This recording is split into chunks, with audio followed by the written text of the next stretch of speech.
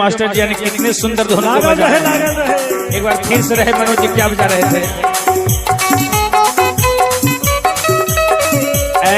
कितना सुंदर धुन बजा रहे हैं, क्या बजा रहे हैं। अरे पियावा दिलदार मिललई है, माना है मोर बतिया। ये कह रही है कौन, ध्यान देंगे, ये कोई और नहीं कह रही है, स्वयं मैया पार्वती कह रही है अपनी सखियों से। मैया पार्वती कह रही है अपने सखियों से, जब मैया पार्वती की शादी हो गई, ससुराल गई भोलेनाथ जी के घर, और जब भोलेनाथ जी के घर से अपनी मैके आई हिमाचल, तो सारी सखियों से कहती है, अपने भोलेनाथ की बड़ाई करती है। और क्या कहती है, अरे पियावा दिलदार मिललई है, अरे भोला दिलदार मिललई है, माना है मोर बतिया। भांग पिसबा है भले सजनमा है, भांग पिसबा है भले सजनमा है, पूरा देवा घर घुमाब है आते सावनमा है, पूरा देवा घर घुमाब है आते सावनमा है, पूरा देवा घर।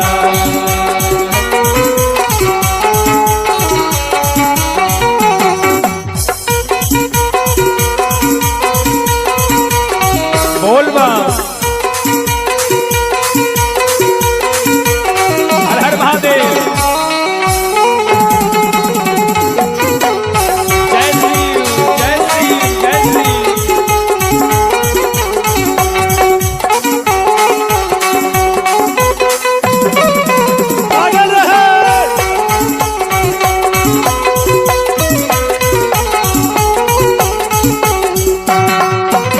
और क्या, मैया पार्वती भोलेनाथ की बड़ाई करती है और क्या कहती है कि भले मेरे भोलेनाथ श्यामले हैं, जटा जूट रखते हैं, भांग खाते हैं, गांजा पीते हैं, बैल की सवारी करते हैं, लेकिन मत पूछो और सांवर है साजनवा, सखी नहीं है तनिको दुख है, बोलियो से मध चुवई बारी हासमुख है।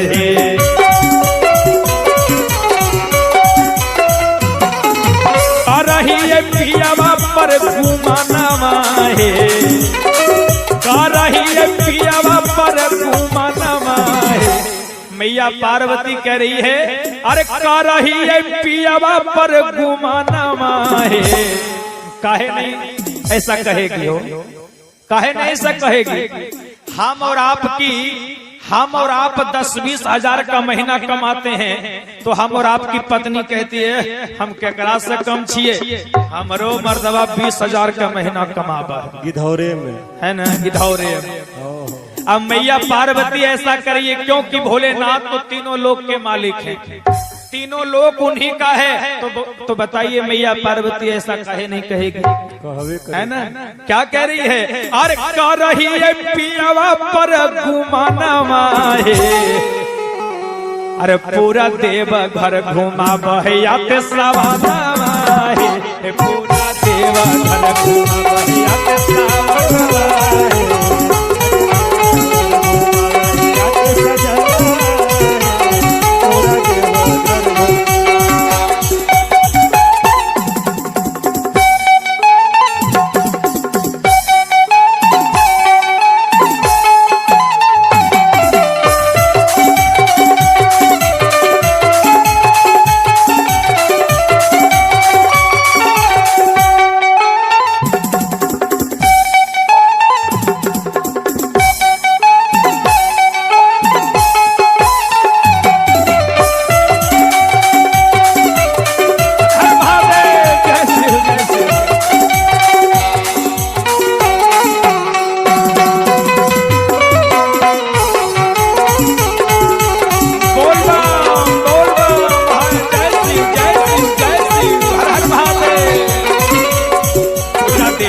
घर घुमा बहया पे सावनमा है, पूरा देवा घर घुमा बहया पे सावनमा है, पूरा देवा घर घुमा बहया आते सावनवा है पूरा देवघर। बोले शंकर भगवान की जय हो जय।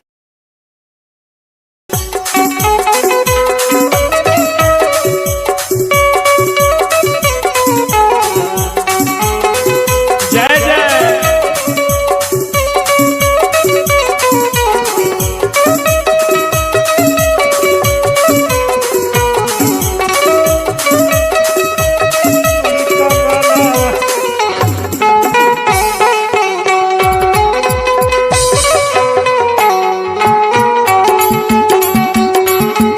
जो मास्टर जी ने कितने सुंदर धुन को बजाया है।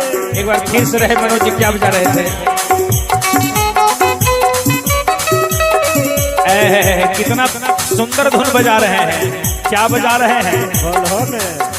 अरे पियावा दिलदार मिललई है माना है मोर बतिया। ये कह रही है कौन? ध्यान देंगे, ये कोई और नहीं कह रही है, स्वयं मैया पार्वती कह रही है अपनी सखियों से। मैया पार्वती कह रही है अपने सखियों से। जब मैया पार्वती की शादी हो गई, ससुराल गई भोलेनाथ जी के घर, और जब भोलेनाथ जी के घर से अपनी मैके आई हिमाचल, तो सारी सखियों से कहती है, अपने भोलेनाथ की बड़ाई करती है। और क्या कहती है? ऐसा अरे पियावा दिलदार मिललई है, अरे भोला दिलदार मिललई है माना है मोर बतिया। भांग पिसबा है भले सजनमा है, भांग पिसबा है भले सजनमा है पूरा देवघर घुमाब है आते सावनवा है पूरा देवघर घुमाब है आते सावनवा है पूरा देवघर।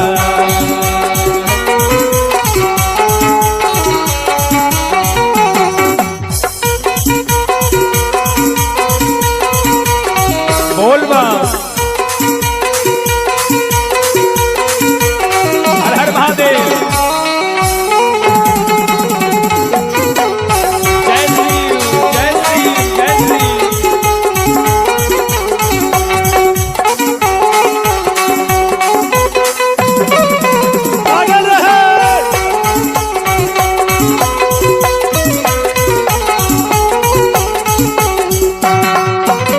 और क्या मैया पार्वती भोलेनाथ की बड़ाई करती है और क्या कहती है कि भले मेरे भोलेनाथ श्यामले हैं, जटा जूट रखते हैं, भांग खाते हैं, गांजा पीते हैं, बैल की सवारी करते हैं, लेकिन मत पूछो और सावर है साजनवा सखी नहीं है तनिको तू कहे बोलियो से माथा चुवई बारी हसमुख कहे।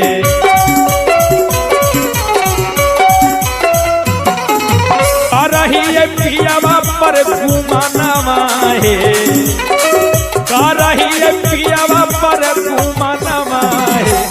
मैया पार्वती कह रही है अरे कर रही है पियावा पर घुमानवा है। काहे नहीं ऐसा कहेगी हो? काहे नहीं ऐसा कहेगी? हम और आप 10-20 हजार का महीना कमाते हैं, तो हम और आपकी पत्नी कहती है हम केकरा से कम छिए, हमरो मर्दवा 20 हजार का महीना कमाबा गिधौरे में है ना, गिधौरे में। अब मैया पार्वती ऐसा करिए क्योंकि भोलेनाथ तो तीनों लोक के मालिक हैं, तीनों लोक उन्हीं का है। तो बताइए मैया पार्वती ऐसा काहे नहीं कहेगी? है ना? क्या कह रही है? अरे कर रही है पियावा पर घुमानवा है, अरे पूरा देवघर घुमाब है आते सावनवा है पूरा देवघर घुमाब है आते सावनवा है।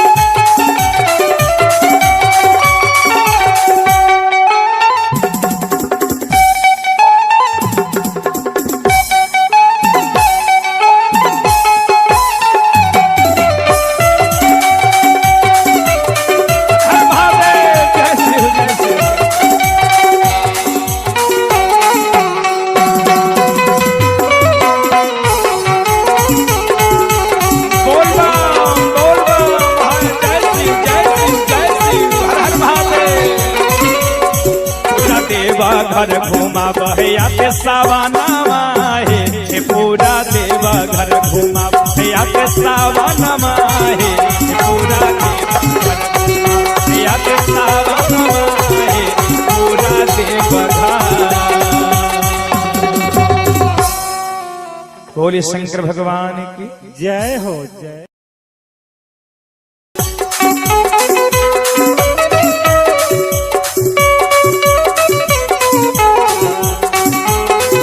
जय जय।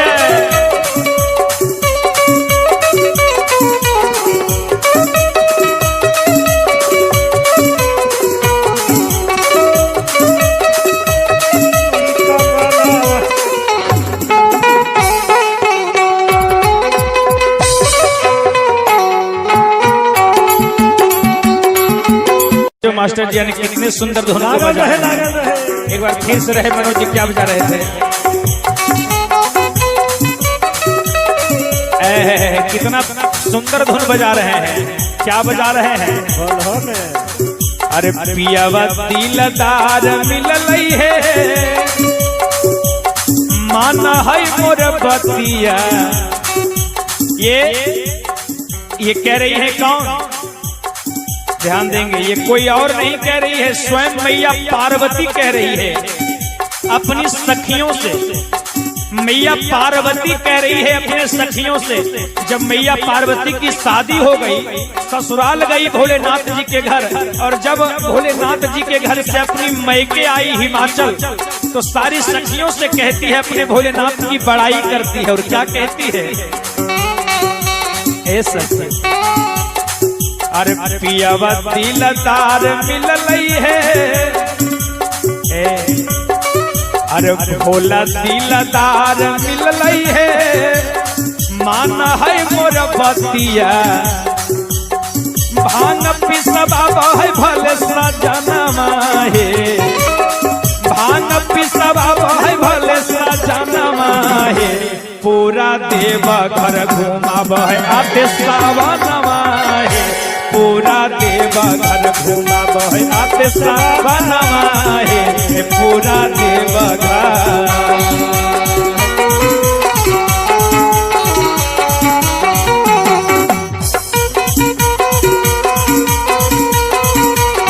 बोलबा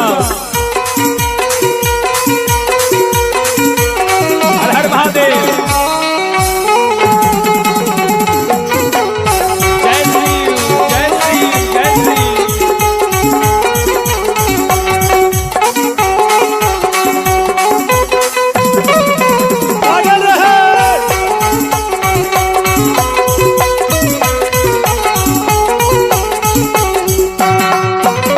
और क्या मैया पार्वती भोलेनाथ की बड़ाई करती है और क्या कहती है कि भले मेरे भोलेनाथ श्यामले हैं जटा जूट रखते हैं भांग खाते हैं गांजा पीते हैं बैल की सवारी करते हैं लेकिन मत पूछो। और सांवर है साजनवा सखी नहीं है तनिको दुख है बोलियो से मत चुवई बारी हसमुख है।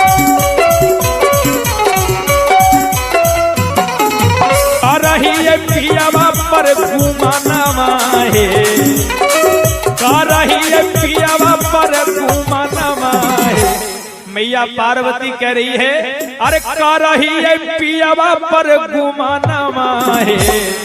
काहे नहीं ऐसा कहेगी हो काहे नहीं ऐसा कहेगी। हम और आप 10-20 हजार का महीना कमाते हैं तो हम और आपकी पत्नी कहती है हम केकरा से कम छिए हमरो मर्दवा 20,000 का महीना कमाबा गिधौरे में है ना गिधौरे।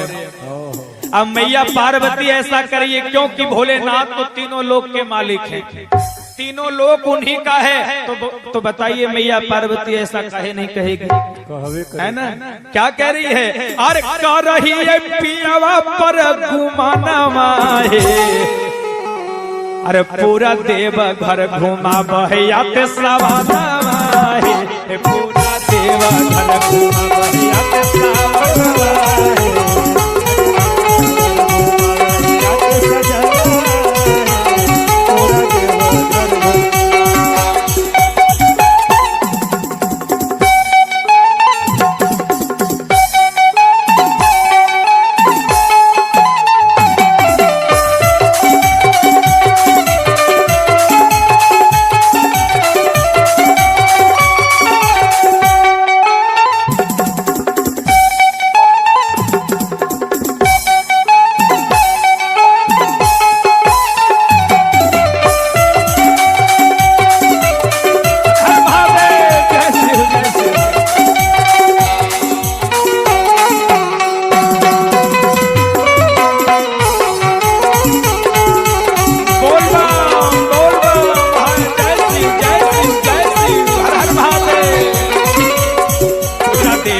घर घुमा बहया के सावनमा हे पूरा देव घर घुमा बहया के सावनमा हे पूरा देव घर बहया के सावनमा हे पूरा देव घर।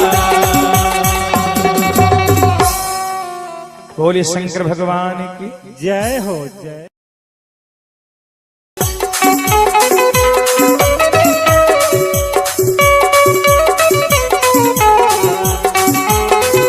जय जय।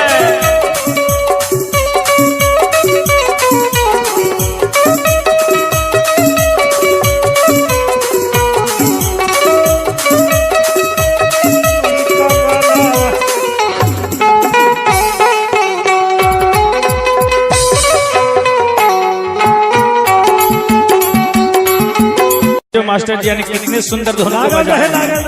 एक बार फिर से रहे मनोज जी क्या बजा रहे थे।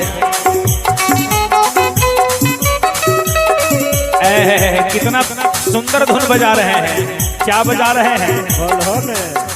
अरे पियावा दिलदार मिललई है माना है मोर बतिया। ये कह रही है कौन?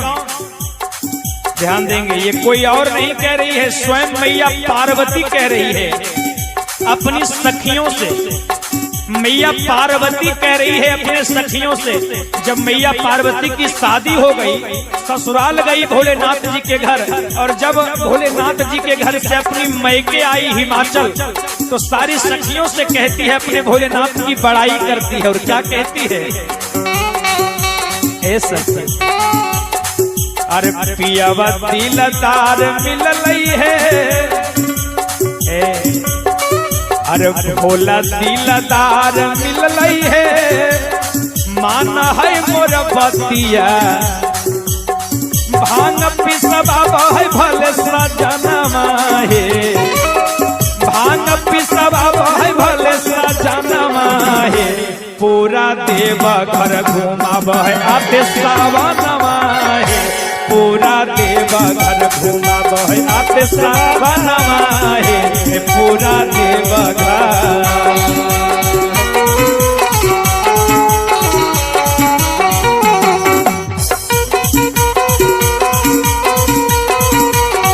बोल बा हर हर महादेव।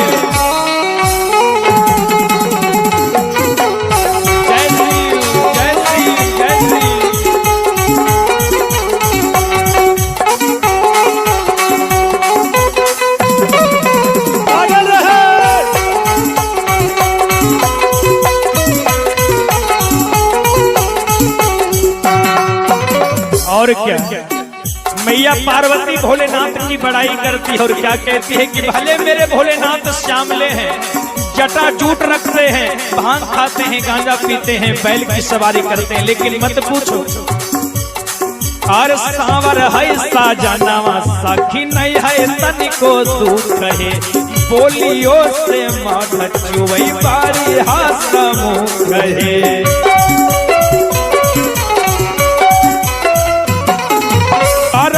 पियावा पर घुमाना है, पियावा पर घुमाना है। मैया पार्वती कह रही है, अरे का रही है पियावा पर घुमाना है। काहे नहीं ऐसा कहेगी हो? काहे नहीं ऐसा कहेगी? हम और आप 10-20 हजार का महीना कमाते हैं, तो हम और आपकी पत्नी कहती है हम केकरा से कम छिए, हमरो मर्दवा 20 हजार का महीना कमाबा गिधौरे में है ना, गिधौरे में। अब मैया पार्वती ऐसा करिए क्योंकि भोलेनाथ तो तीनों लोक के मालिक हैं, तीनों लोक उन्हीं का है। तो बताइए मैया पार्वती ऐसा काहे नहीं कहेगी? है ना? क्या कह रही है?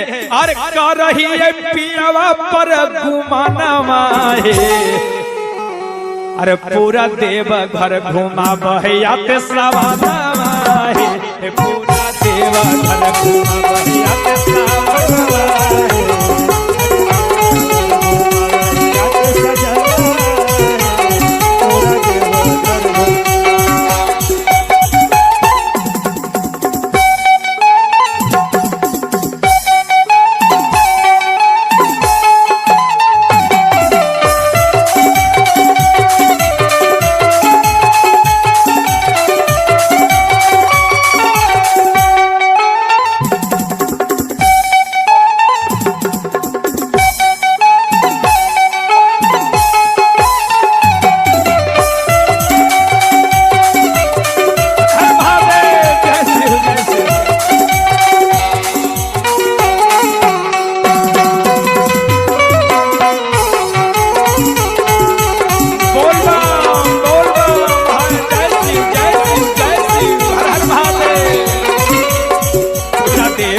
घर घुमा बहया पे सावनमा हे पूरा देव घर घुमा बहया पे सावनमा हे पूरा बहया पे सावनमा हे पूरा देव घर।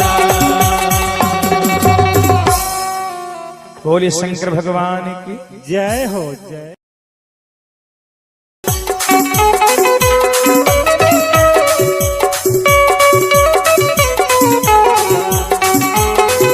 जय जय।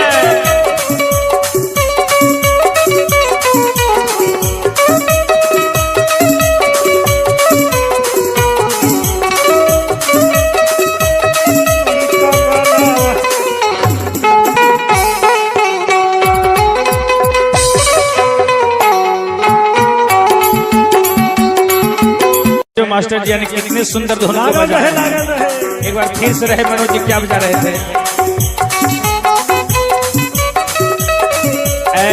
कितना सुंदर धुन बजा रहे हैं। क्या बजा रहे हैं? अरे पियावा दिलदार मिललई है माना है मोर बतिया। ये कह रही है कौन? ध्यान देंगे, ये कोई और नहीं कह रही है, स्वयं मैया पार्वती कह रही है अपनी सखियों से। मैया पार्वती कह रही है अपने सखियों से। जब मैया पार्वती की शादी हो गई, ससुराल गई भोलेनाथ जी के घर, और जब भोलेनाथ जी के घर से अपनी मैके आई हिमाचल, तो सारी सखियों से कहती है, अपने भोलेनाथ की बड़ाई करती है। और क्या कहती है? ऐसा अरे पियावा दिलदार मिललई है, अरे भोला दिलदार मिललई है माना है मोर बतिया। भांग पिसबा है भले सजनमा हे, भांग पिसबा है भले सजनमा हे पूरा देव घर घुमा है आते सावनमा हे पूरा देव घर घुमा बहे आते सावनमा हे पूरा देव घर।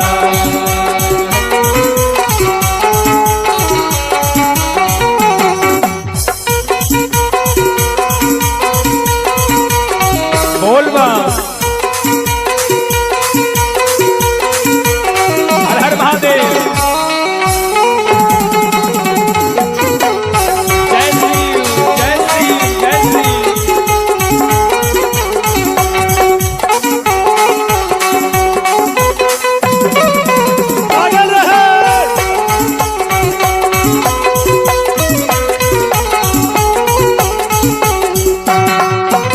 और क्या मैया पार्वती भोलेनाथ की बड़ाई करती है और क्या कहती है कि भले मेरे भोलेनाथ श्यामले हैं, जटा जूट रखते हैं, भांग खाते हैं, गांजा पीते हैं, बैल की सवारी करते हैं, लेकिन मत पूछो और सांवर है साजनवा सखी नहीं है तनिको दुख है बोलियो से मध चुवई बारी हासमुख है।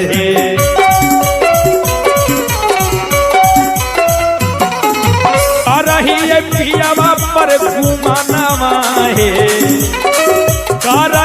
पियावा पर घुमाना है। मैया पार्वती कह रही है, अरे का रही है पियावा पर घुमाना है।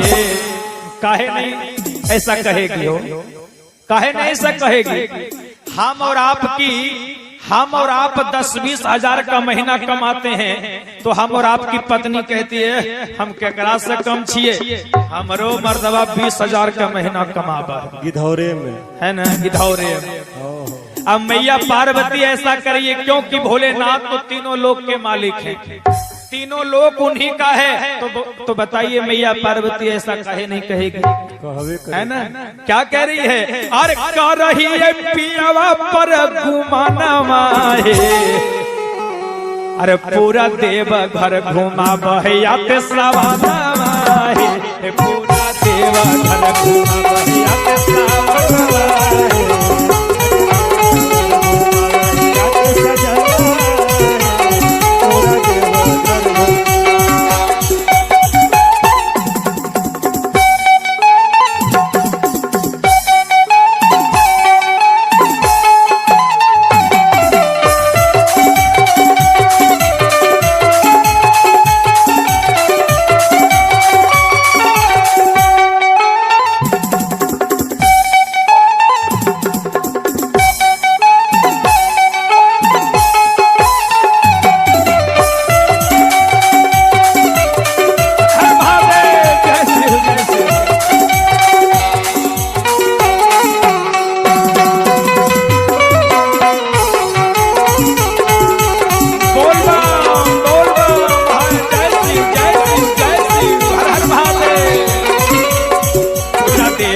घर घुमा बहया के सावनमा हे पूरा देव घर घुमा बहया के सावनमा हे पूरा देव घर बहया के सावनमा हे पूरा देव घर। बोलिए शंकर भगवान की जय हो जय।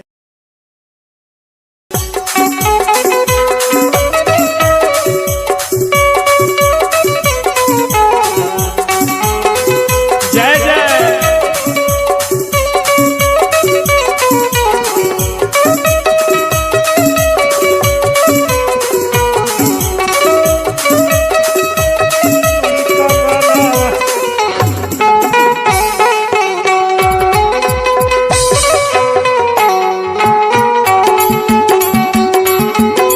मास्टर जी ने कितने सुंदर धुन को बजा रहे। एक बार फिर से रहे मनोज जी क्या बजा रहे थे।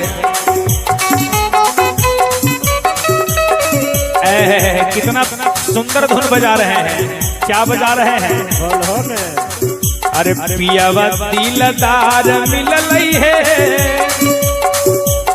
माना है मोर बतिया। ये कह रही है कौन? ध्यान देंगे, ये कोई और नहीं कह रही है, स्वयं मैया पार्वती कह रही है अपनी सखियों से। मैया पार्वती कह रही है अपने सखियों से। जब मैया पार्वती की शादी हो गई, ससुराल गई भोलेनाथ जी के घर, और जब भोलेनाथ जी के घर से अपनी मैके आई हिमाचल, तो सारी सखियों से कहती है, अपने भोलेनाथ की बड़ाई करती है। और क्या कहती है? ऐसा अरे पियावा दिलदार मिललई है, अरे भोला दिलदार मिललई है माना है मोर बतिया। भांग पिसबा है भले सजनमा हे, भांग पिसबा है भले सजनमा हे पूरा देव घर घुमा है आते सावनमा हे पूरा देव घर घुमा बहे आते सावनमा हे पूरा देव घर।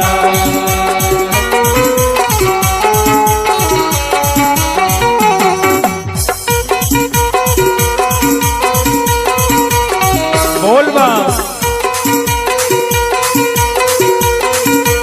हर हर महादेव।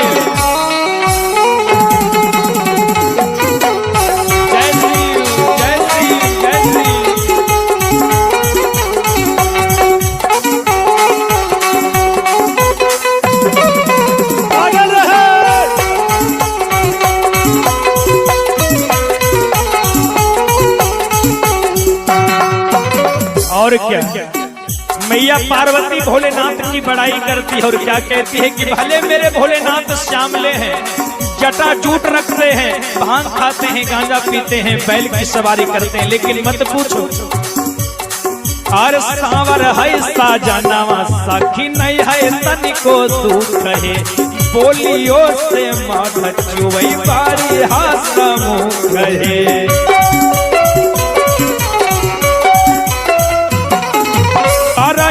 पियावा पर घुमानवा है, पियावा पर घुमानवा है। मैया पार्वती कह रही है अरे पियावा पर घुमानवा है। काहे नहीं ऐसा कहेगी हो? काहे नहीं ऐसा कहेगी? हम और आप 10-20 हजार का महीना कमाते हैं, तो हम और आपकी पत्नी कहती है हम केकरा से कम छिए, हमरो मर्दवा 20,000 का महीना कमाबा गिधौरे में है ना, गिधौरे में।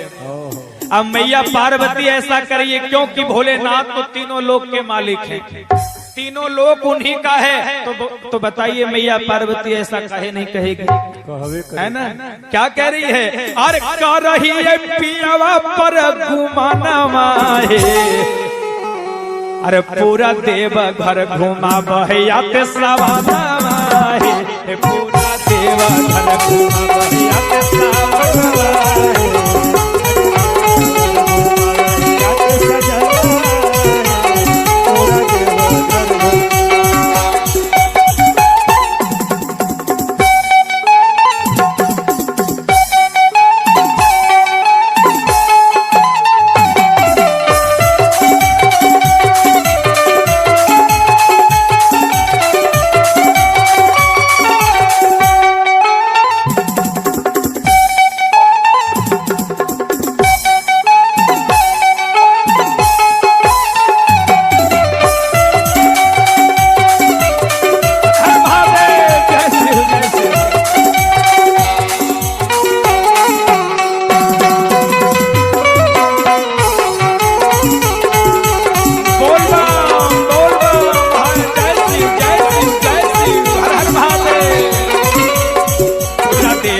घर घुमा बहया पे सावनमा हे पूरा देव घर घुमा बहया पे सावनमा हे पूरा देव घर घुमा बहया पे सावनमा हे पूरा देव घर।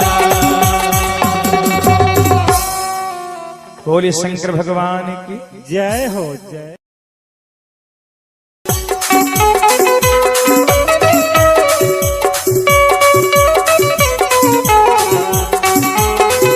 जय जय।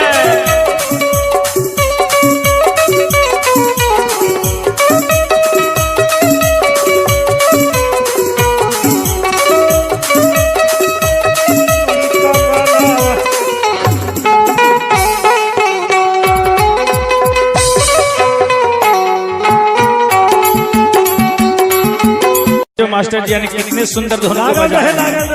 एक बार फिर से रहे मनोज जी क्या बजा रहे थे।